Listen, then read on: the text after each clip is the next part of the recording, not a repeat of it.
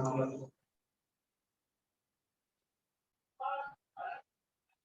very good morning, everyone. Yesterday, we have started the first topic of chapter number 2, that was sole proprietorship, right? We have completed the meaning of sole trade business along with its features, merits, as well as demerits.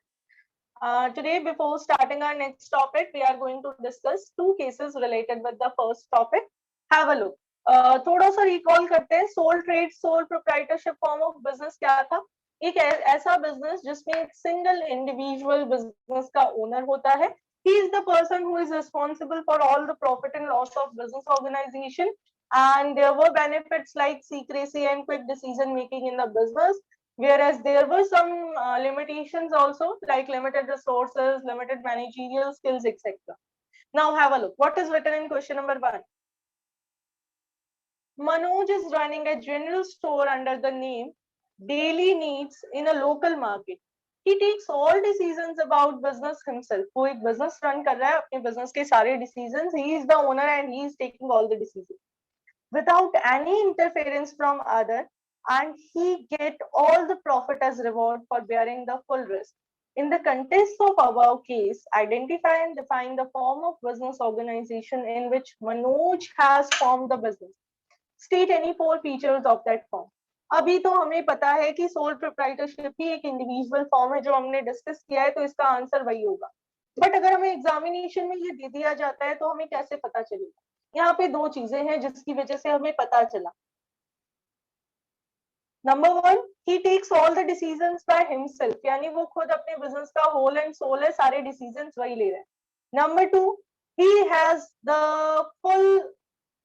has the right to receive full profit and he has to bear all the risks. So number 2 ये हो गया है और ये हमें show कर रहा है that he is running a sole trade business. Next देखिए, नेक्स्ट इंपॉर्टेंट है काफी ज्यादा. Shriram started a confectionery business few years back. Due to continuous losses in business, he decided to close the business. He owes rupees 4 lakh to supplier firm who he had been taking goods on credit. From whom आएगा? Supplier from whom he had been taking goods on credit. His business funds are insufficient to repay the debts. Can supplier recover the funds from personal assets of Shriram as his business assets are insufficient to repay the debt? Why or why not? सबको question समझ में आया कि वो एक business कर रहा था, 4 लाख रुपए बाकी पड़े. He owes rupees 4 lakh, यानी उसको पे करने हैं सप्लायर को, बट उसका बिजनेस लॉस में चला गया. अब आपसे पूछ रहे हैं क्या सप्लायर उसकी पर्सनल असेट्स पे क्लेम कर सकता है क्या?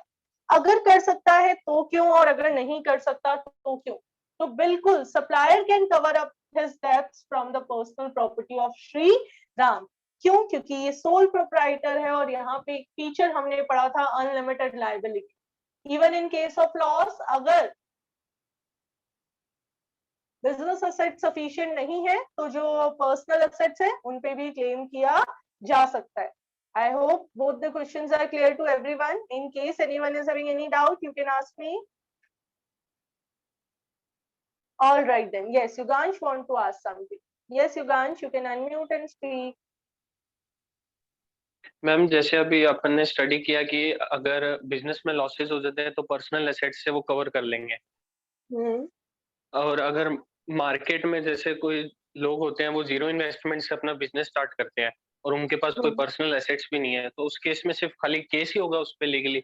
बिल्कुल लीगल केस होगा और सामने वाले को इनसॉल्वेंट डिक्लेयर कर दिया जाएगा. इनसॉल्वेंट डिक्लेयर करने का मतलब है अब वो सामने वाला इंडिविजुअल अपने नाम पे ना तो कोई कॉन्ट्रैक्ट कर सकता है और ना ही कोई किसी भी तरीके का इकोनॉमिक ट्रांजैक्शन वो नहीं कर सकता है. Is it okay? Yes ma'am. Okay, all right. चलिए आगे बढ़ते हैं. सेकेंड फॉर्म, कल मैंने बताया था ना हिंदू अनडिवाइडेड फैमिली की हम बात करेंगे. जॉइंट हिंदू फैमिली बिजनेस, ये ऐसा बिजनेस है जो सिर्फ इंडिया में ही एग्जिस्ट करता है, क्योंकि ये जो कास्टिज्म है ना वो हमारी कंट्री में है. ये हिंदू है, ये पंजाबी है, ये मोमडन है, अलग अलग कास्ट के लोग, ये जैन है, ऐसे करके है ना. तो ऐसा जब अलग अलग कास्ट है तो अलग अलग कास्ट के अलग अलग बिजनेसेस, जिसमें हमें सिर्फ पढ़ना है हिंदू अनडिवाइडेड फैमिली बिजनेस, या फिर मैं कहूँ जॉइंट हिंदू फैमिली बिजनेस. सबसे आसान कंसेप्ट है ये. एक ऐसी हिंदू फैमिली जिसमें डिवाइडेशन नहीं हुआ है, यानी कि अभी तक बंटवारा नहीं हुआ है अगर मैं हिंदी में बात करूं, और वो लोग मिलके अपना कोई फैमिली बिजनेस रन करते हैं, इस बिजनेस को जॉइंट हिंदू फैमिली बिजनेस कहते हैं। जैसे ही इस बिजनेस में कोई भी मेल चाइल्ड का बर्थ होता है, वो अपने आप ही छोटा सेठ जी बन जाता है। क्या बन जाता है? सेठ जी बन जाता है, यानी वो भी बिजनेस का ओनर बन जाता है। डॉक्यूमेंटेशन नहीं हुआ, ऑटोमेटिक ओनरशिप मिल जाती है। तो देखिए क्या लिखा हुआ है, the business carried out by members of Hindu undivided family is known as Hindu family joint Hindu family business. Hindu undivided family के लोग जो बिजनेस कैरी ऑन करते हैं उसको जॉइंट हिंदू फैमिली बिजनेस कहते हैं। This kind of business is not governed by Industrial or Company Act, but it is governed by Hindu Succession Act, which exists under Hindu law. 1 mark question आ गया है आपके लिए। Joint Hindu family business कौन से law के अंदर चलता है? तो इसको सारी की सारी गवर्निंग होती है हिंदू सक्सेशन एक्ट। एक एक्ट बना हुआ है पार्लियामेंट में, एक्ट का क्या नाम है? Hindu succession act. ये एक्ट सारे जॉइंट हिंदू फैमिली बिजनेस के रूल्स और रेगुलेशंस बनाता है। अब जरा ध्यान से देखो, वापस से क्वेश्चन आ गया, ये 2 मार्क क्वेश्चन है। There are 2 conditions for existence of joint Hindu family business. 2 conditions है, ये 2 conditions फुलफिल होगी तो ही जॉइंट हिंदू फैमिली बिजनेस काम कर सकता है, अदरवाइज नहीं। क्या क्या? नंबर 1, फैमिली में मिनिमम 2 मेल मेंबर्स होने चाहिए, कम से कम 2 मेल्स होने चाहिए। दादाजी है और पापा है, या पापा है और ताऊ जी है, पापा है और चाचा है, कोई भी 2 मेल मेंबर्स होने चाहिए। नंबर 2, कुछ ना कुछ एंसेस्ट्रल प्रॉपर्टी होनी चाहिए। एंसेस्ट्रल प्रॉपर्टी का क्या मतलब है, कौन बता रहा है? एंसेस्ट्रल वर्ड का क्या मतलब होता है?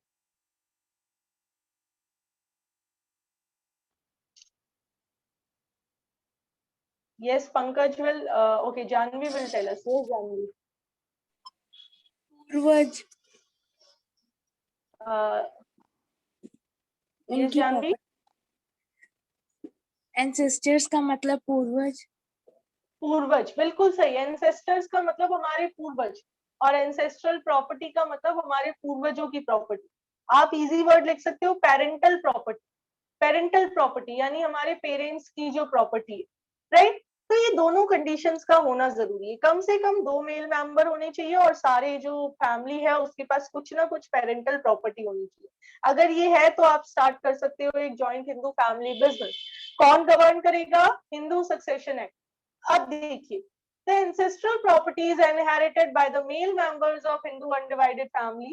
The members who share the ancestral property and who are entitled to get a share in profit of joint Hindu family business are known as co-partners. दूसरी इंपॉर्टेंट बात आ गई, क्या कह रहे हैं ये? हमारी सोसाइटी का एक नेगेटिव पॉइंट शो कर रहे हैं कि सिर्फ मेल मेंबर्स के पास ही उस प्रॉपर्टी की ओनरशिप राइट होता है, और मेल मेंबर्स के पास राइट होने की वजह से वो मेल मेंबर्स बिजनेस कैरी करते हैं, और उनके बिजनेस को क्या कहा जाता है? Joint Hindu family business. जो लोग इस बिजनेस में पार्टिसिपेट करेंगे उन्हें कहेंगे को पार्टनर्स। क्या कहेंगे? को पार्टनर्स। ध्यान रखना, बिजनेस का जो हेड होता है उसे कहते हैं कर्ता। जॉइंट हिंदू फैमिली बिजनेस में head of the family he business का हेड हो। हमारे घर पे सबसे बड़े दादाजी है तो बिजनेस के भी ओनर दादाजी ही होंगे। घर पे दादाजी के भी बड़े भाई हैं, वो बिजनेस को ओन करेंगे तो बिजनेस में वो करता और घर पे भी वो हेड। तो head of the family will be treated as head of business, और इस हेड को हम क्या कहेंगे? कर्ता कहेंगे। कर्ता, कर्ता धर्ता कहते हैं ना, आप ही हमारे कर्ता धर्ता हो। तो जो हेड है वही बिजनेस का कर्ता धर्ता है। कर्ता के अलावा बच्चे भी जितने भी लोग हैं वो सारे लोग क्या कहलाते हैं? को पार्टनर्स। क्या कहते हैं हम उन लोगों को? हम उनको कहते हैं को partners, other members of the family. ठीक है, यहाँ तक हमने क्या क्या पढ़ा?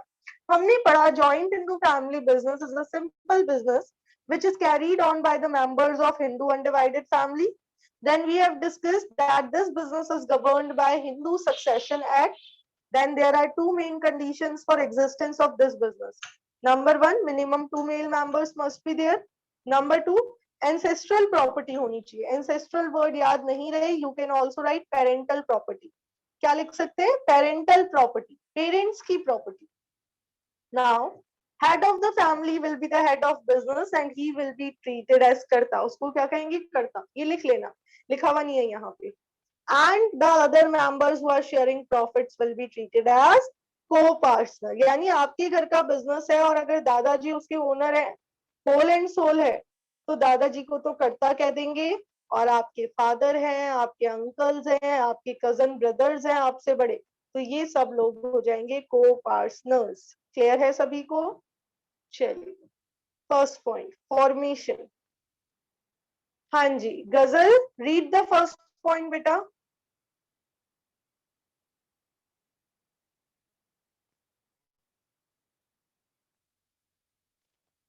ये इमीडिएट अनम्यूट नहीं होते हैं, बड़ी गड़बड़ बात है।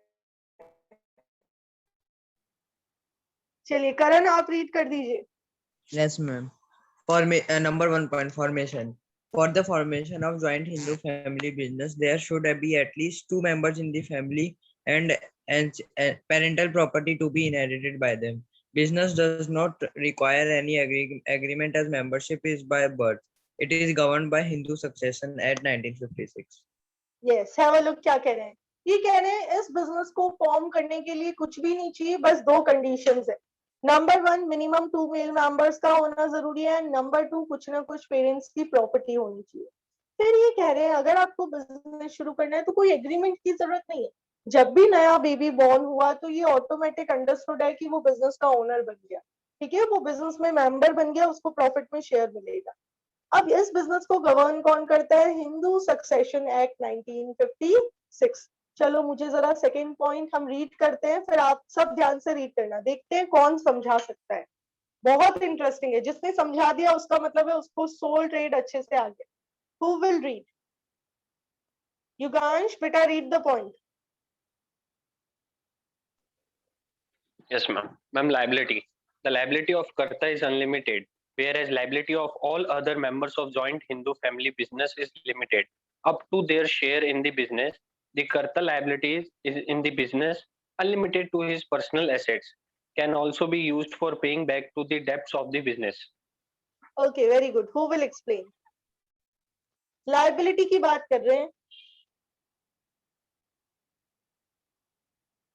Anyone else? और yes, Pankaj will explain. Yes, Pankaj, very good.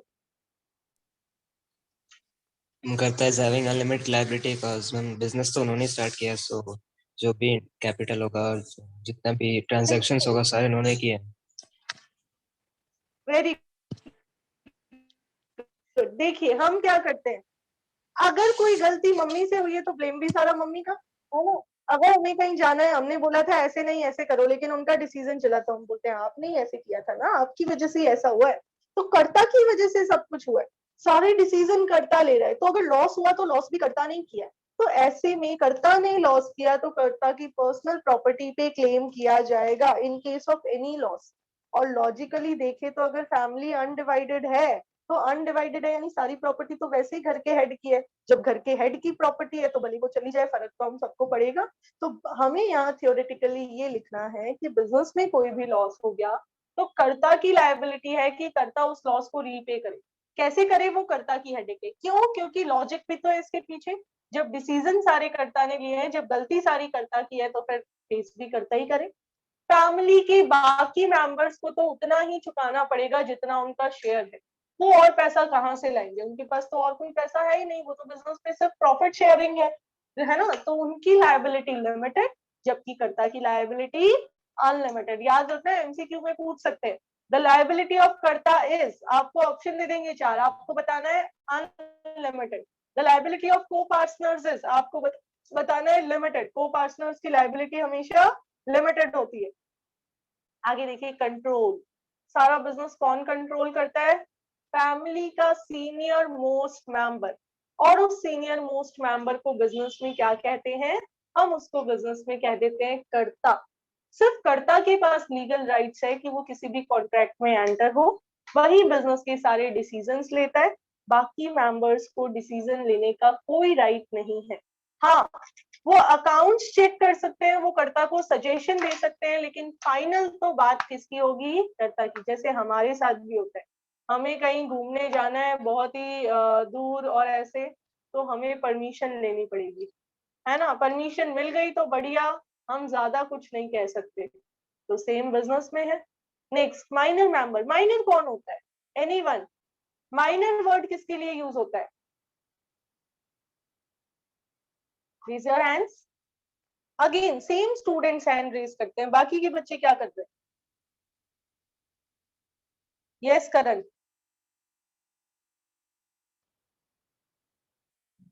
Ma'am minor तो मैम 18 ईयर्स से नीचे के लिए यूज होता है शायद। बिल्कुल, Rank 18 में। ईयर्स से जो नीचे है, जो below the age of 18 years है, उसके लिए वर्ड यूज होता है माइनर। बिल्कुल सही बेटा। तो यहाँ पे क्या माइनर पर्सन भी बिजनेस का मेंबर होता है? बिल्कुल। आपने तारक मेहता का उल्टा चश्मा में देखा है क्या? टप्पू सेठ जी, है ना, तो सेठ जी बन जाते हैं, अपने आप ही सेठ जी बन जाते हैं। पापा सेठ जी तो बेटा भी सेठ जी। आप में से कौन कौन है भाई सेठ जी? किस किस को कहते हैं पापा के बिजनेस वाले छोटे सेठ जी? कोई नहीं है सेठानी जी है ना, सेठ जी भी है और सेठानी जी भी है।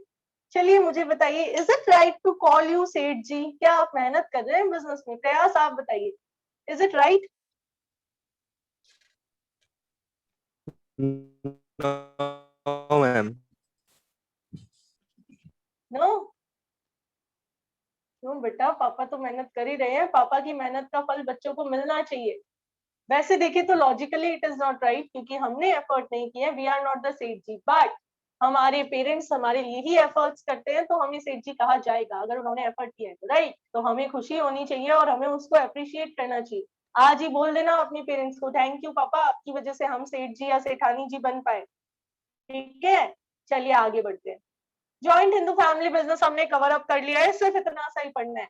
कितना छोटा सा टॉपिक है, आप देखिए, और डेफिनेटली इस वन पेज से रिलेटेड क्वेश्चन आते हैं। कितने सारे क्वेश्चंस बन गए, एमसीक्यूज तो बहुत सारे। पहला question, meaning. A business which is carried out by the male members of Hindu undivided family. Hindu Succession Act governs this business. There are two main conditions for starting the business. क्या क्या? Existence of parental property and presence of minimum 2 male members. फिर the head of the family is the head of business and he is known as Karta. Other members are known as co-partners. फिर 4 simple points. आगे देखिए, box में कुछ different बात कही हुई है। देखिए, gender equality in joint Hindu family business. कितना बुरा लगा जब हमने सुना 2 मेल मेंबर होने चाहिए। क्यों? फीमेल बिजनेस नहीं कर सकती? बिल्कुल कर सकती। अब तो फीमेल भी मेल के इक्वली बिजनेस कर सकती है ना। बिजनेस करना जेंडर पे डिपेंड नहीं करता,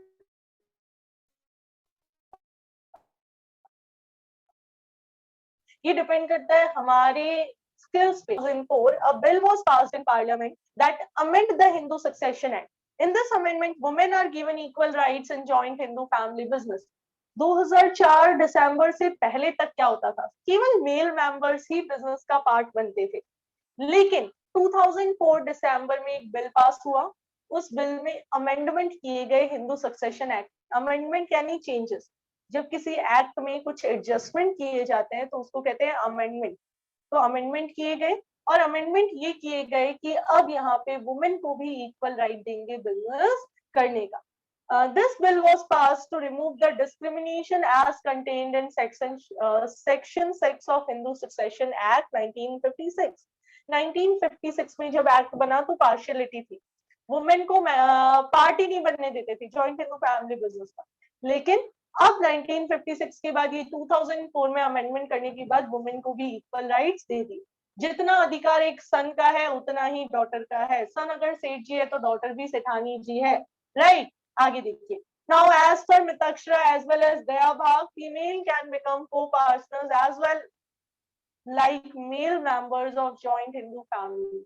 ये मिताक्षरा और दयाभाग 2 सिस्टम्स हुआ करते थे, अब ये प्रिवेलिंग नहीं है क्योंकि अब इनको हटा दिया गया है। तो आपको याद नहीं रखना है, मिताक्षरा ऐसा सिस्टम था जहां पे मेल और फीमेल में पार्शियलिटी हो रही थी, दयाभाग में भी अब ये दोनों हटा दिए गए हैं, अब तो सब मेंबर बन सकते हैं। Is it clear to everyone? चलिए, इजी सा था, मेरे हिसाब से क्लास में लर्न हो गया होगा। किस किस को लर्न हो गया? हम सब देके बताइए, किस किस को लर्न हो गया कि हम लिख सकते हैं जॉइंट हिंदू फैमिली बिजनेस के बारे में आराम से? चलिए, घर पे केवल आपको 5 to 10 मिनट्स देने होंगे इस टॉपिक को, डेफिनेटली आप बहुत अच्छा कर पाएंगे, है ना? इजी चल रहा है अभी तक सब कुछ। चलिए आगे बढ़ते हैं। Next, Mr. Sumit Grover owns an ancestral house in Goa. Goa में रहते हैं जनाब. आगे देखिए. On the advice of his friend, he converted it into a hotel after renovation. The hotel was running smoothly and revenue from the hotel helped to increase his income. On his death, the property was inherited by his three sons, eldest son Raj, second son Samir, and youngest son Rahul, who continued the business as joint Hindu family business. Name the law which govern the joint Hindu family business. यानी case तो फालतू ही दिया हुआ है, ये बोल रहे हैं कौन सा law joint Hindu family business को गवर्न करता है. तो हमें पता है Hindu succession act. Who among the three has the right to control the business? कौन कंट्रोल करेगा? एल्डर, सबसे बड़ा जो है वही कर्ता बनेगा. कौन है सबसे बड़ा? राज. तो राज will be the controller of business. Next, what will be the liability of three brothers? राज की तो अनलिमिटेड और बाकी दोनों की लिमिटेड. राज जो सबसे एल्डर मेंबर है उसकी लाइबिलिटी होगी अनलिमिटेड. बाकी के जो मेंबर्स है जो कर्ता नहीं है, को पार्टनर्स है, उनकी लाइबिलिटी रहेगी लिमिटेड. ओके, चलिए क्या यहाँ तक सभी बच्चे पहुंच गए हैं? क्या हम आगे बढ़ सकते हैं? Chapter 2 easiest chapter. हमने 3 मेन टॉपिक कर लिए. सबसे पहले 3 forms of enterprises: public sector enterprises, private sector enterprises and joint enterprises. Then after sole trade, its meaning, features, merits as well as demerits. और अभी हमने पढ़ लिया जॉइंट हिंदू फैमिली बिजनेस. सोचिए अगर आप आज ही इनके नोट्स बना लेंगे तो कितने अच्छे से आपको ये समझ में आ जाएगा. आगे बढ़ते हैं, नया टॉपिक शुरू कर रहे हैं हम, न्यू टॉपिक. आप ये मान लीजिए चैप्टर 2 का पार्ट 1 पढ़ लिया, पार्ट 2 शुरू हो रहा है. 4 पार्ट से चैप्टर के. पार्ट 2 देखिए, पार्टनरशिप. पार्टनरशिप काफी बार आप न्यूज इसमें मैच देखते हैं तब आपने सुना है कि ये 2 जनों की पार्टनरशिप में इतने रन बन गए, है ना. जो 2 प्लेयर्स खेल रहे होते हैं उनकी पार्टनरशिप में उन्होंने इतने स्कोर बना लिए. वैसे ही पार्टनरशिप बिजनेस होता है.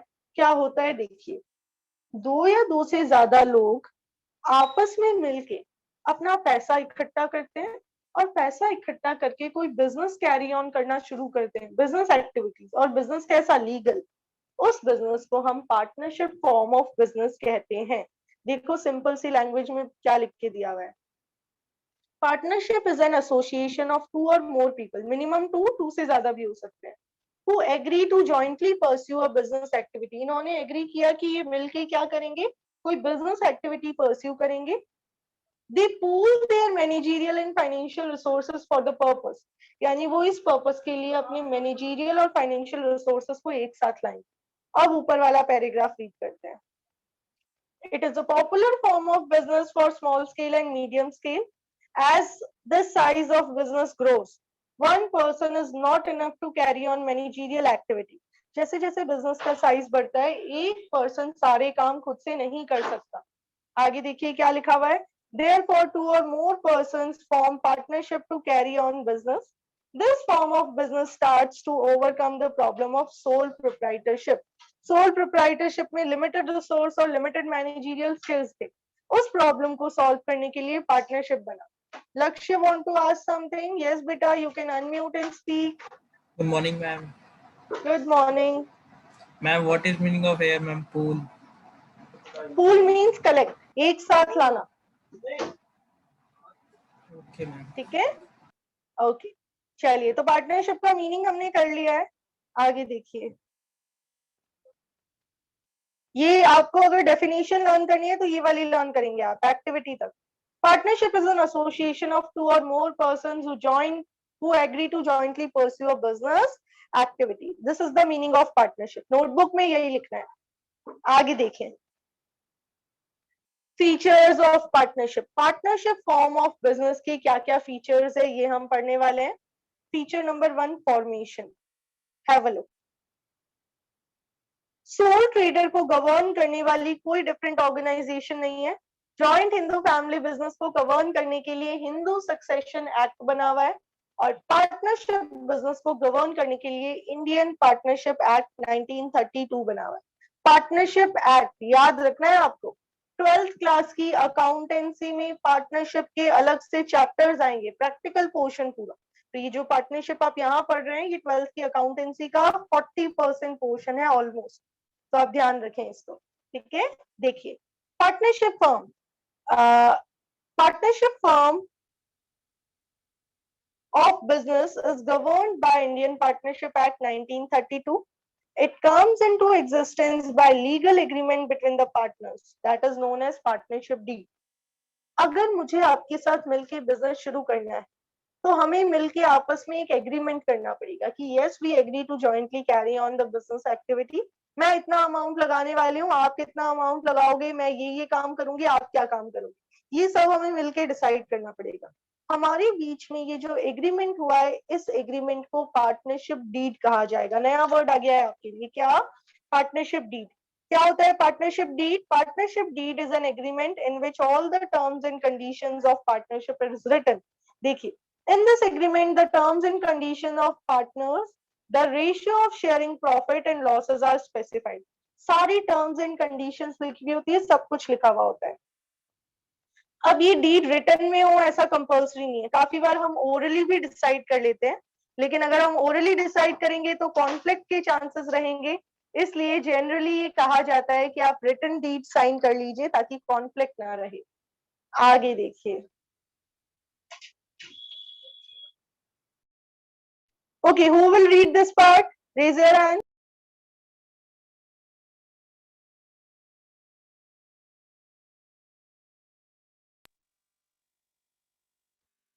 No one will read. Very strange. Yes, Yugansh. The partners must enter into an agreement of carrying a lawful business run with the motive of earning profit. So if two people join together for charitable purpose of partnership, and even two people joining together to unlawful activities such as robbery, stealing, gambling, etc., is also not partnership. Very good. Have a look. क्या कह रहे हैं ये कह रहे हैं agreement जो है वो लीगल बिजनेस के लिए होना। हमने 2-3 जनों ने मिलकर डिसाइड किया कि कोविड-19 की सिचुएशन की वजह से हम कुछ चैरिटेबल एक्टिविटीज करेंगे, तो ये पार्टनरशिप बिजनेस नहीं है, ठीक है। बिजनेस के पॉइंट ऑफ व्यू से ये पार्टनरशिप नहीं है। या 2 लोगों ने डिसाइड किया कि मिलके कोई एटीएम लूट लेंगे, तो ये भी पार्टनरशिप नहीं है। पार्टनरशिप सिर्फ उसी को कहेंगे जब हम कोई लीगल एक्टिविटी करते हैं, ठीक है। तो यहाँ पे इस टर्म में पार्टनरशिप का मतलब है जब भी हमने कोई लीगल एक्टिविटी कंडक्ट की और लीगल एक्टिविटी के लिए हमने आपस में कोई एग्रीमेंट किया, तो इसी को हम क्या कहेंगे? पार्टनरशिप फॉर्म ऑफ बिजनेस कहेंगे। आगे देखिए, लायबिलिटी।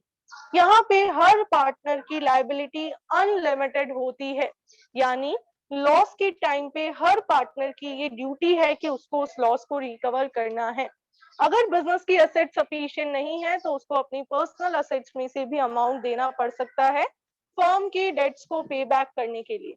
तो देखिए यहाँ पे क्या लिखा हुआ है, यहाँ पे ये आपको कह रहे हैं the liability of all the members of partnership firm is unlimited. The partners are individually and collectively liable to pay back the debts of the firm. Individually भी liable है और collectively भी liable है। At the time of loss, if firm's assets are not sufficient to pay back the debts, then the creditors can have claim over the personal property of partners also.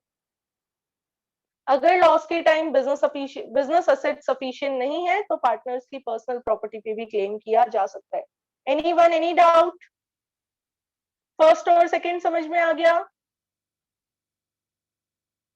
अब इसमें आपको doubt हो रहा होगा लिखना कितना है, नोट्स जब बनाने हैं तो कितना लिखना है? बहुत लिमिटेड लिखना है, आपको सारा नहीं लिख देना। जैसे फर्स्ट में फॉर्मेशन, बस यहां तक।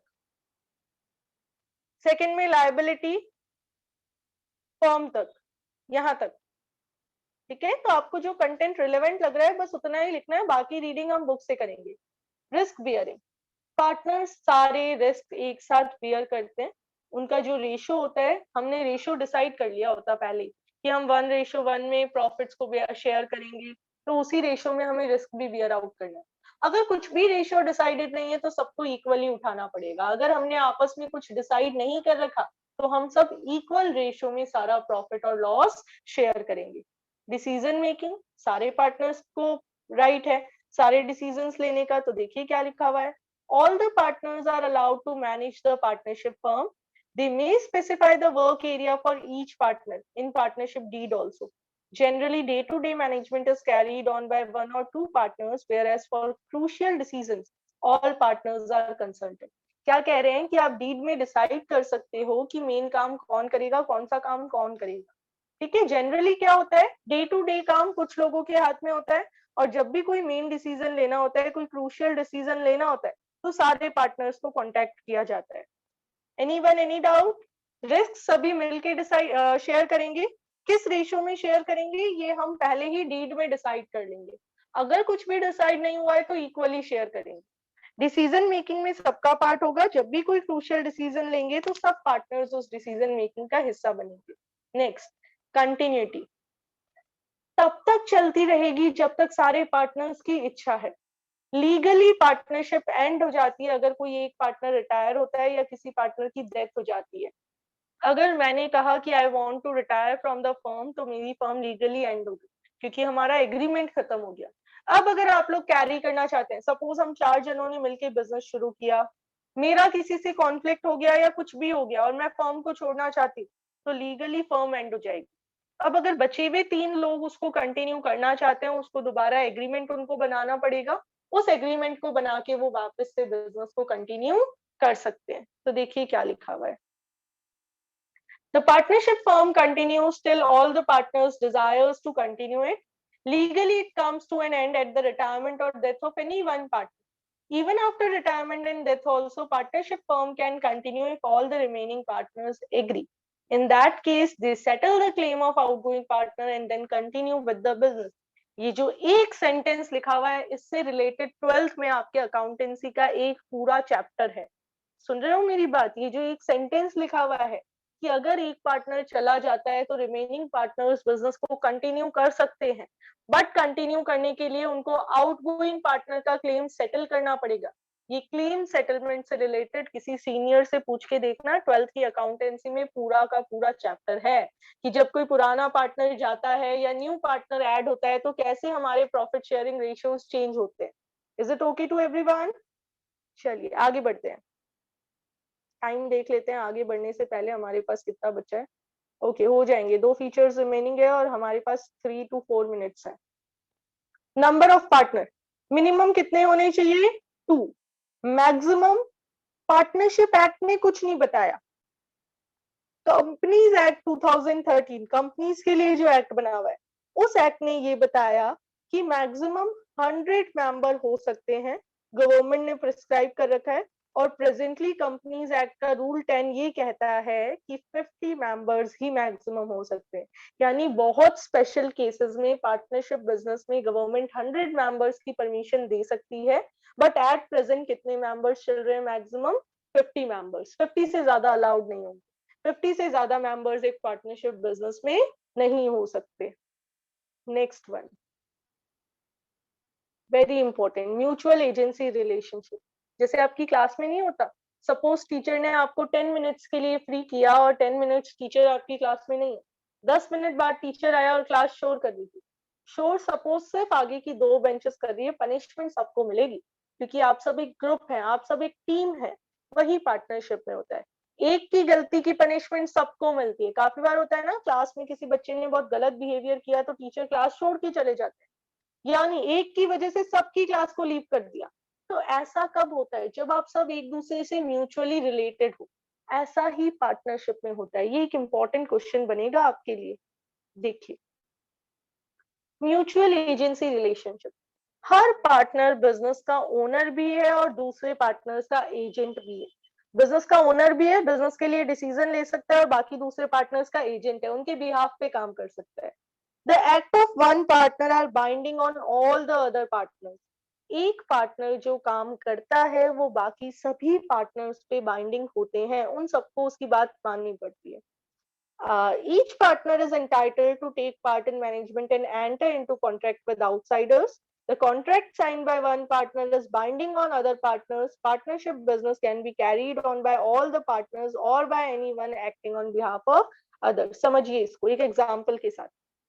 Suppose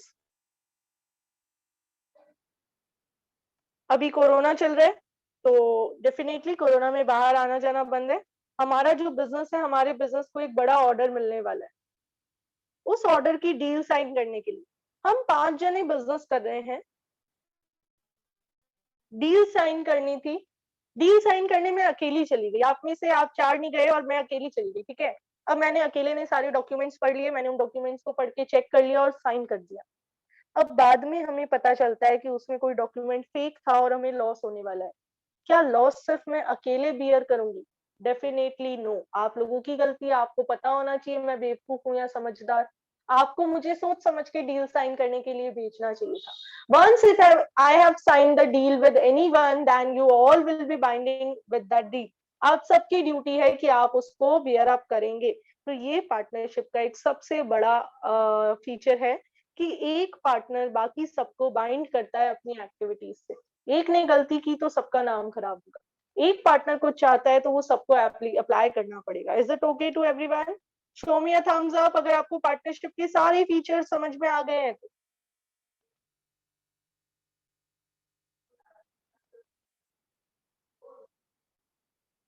all right, very good. चलिए, तो आपको ये सारे फीचर्स पढ़ के रखने हैं। मैरिट्स डीमेरिट्स आप पढ़ के रखिएगा, आपको खुद ही समझ आ जाएंगे। कल की क्लास में आप लोग एक्सप्लेन करेंगे मैरिट्स और डीमेरिट्स। अच्छा, अब मुझे ये बताइए कि किस किस ने नोट्स बनाने स्टार्ट कर दिए। अगर नहीं किए तो हम एक प्रैक्टिस फॉलो कर सकते हैं कि मैं आपको चैप्टर 2 के लिए क्वेश्चन आंसर सेंड कर दूं। कर दिए। चलिए, तो फिर आप नोट्स प्रिपेयर करें। नोट्स बहुत प्रॉपर वे में प्रिपेयर करिएगा, टॉपिक सारे कवर हो जाएं, लेकिन सारी चीजें मत लिखना। फीचर्स हैं तो बस जो इंपॉर्टेंट लग रहे हैं उनको एक्सप्लेन कर देना, बाकी के फीचर्स को एक्सप्लेन मत करना, बुक से रीडिंग कर ले, ठीक है। हर पॉइंट के अंदर की जो बात है, मेन जो बात है वो लिख दे। चलिए, okay everyone, anyone, any doubt, any question? No? All right then, यहां तक लर्निंग करके रखना। लर्निंग डेली बेसिस पे चलती रहनी चाहिए। हम मिलेंगे कल की क्लास में जिसमें you will be explaining the merits and demerits. Have a nice day, enjoy yourself.